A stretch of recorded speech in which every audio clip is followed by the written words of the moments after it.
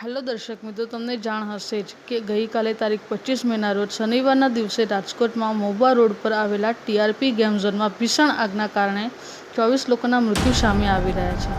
ખુશીઓની રમત રમવા ગયેલા એ બાળકો જિંદગીની રમત જ હારી ગયા. સુરતની આ તક્ષશિલાની દુર્ઘટના, હરણી બોટની દુર્ઘટના, મોરબીના ઝૂલતા બ્રિજની દુર્ઘટના અને હવે રાજકોટના ટીઆરપી ગેમ ઝોનની દુર્ઘટના દર વર્ષે દર દિવસે થતી રહે છે, તો પણ તંત્રના લોકો અને તમામ પદાધિકારીઓ કોઈ એક્શન લેતા નથી.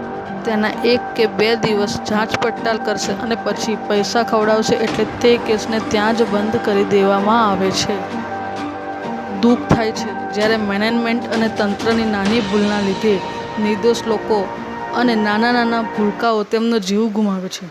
રાજકોટમાં ટીઆરપી ગેમ ઝોનમાં લાગેલ ભીષણ આગમાં જીવ ગુમાવનાર તમામ મૃતકને અશ્રુભીની શ્રદ્ધાંજલિ. ઈશ્વર એમના ચરણોમાં સ્થાન આપી એમની આત્માને શાંતિ અર્પે એવી પ્રભુને પ્રાર્થના અને તેમના પરિવારને આ દુઃખ સહન કરવાની શક્તિ આપે. જય હિન્દ, જય ભારત.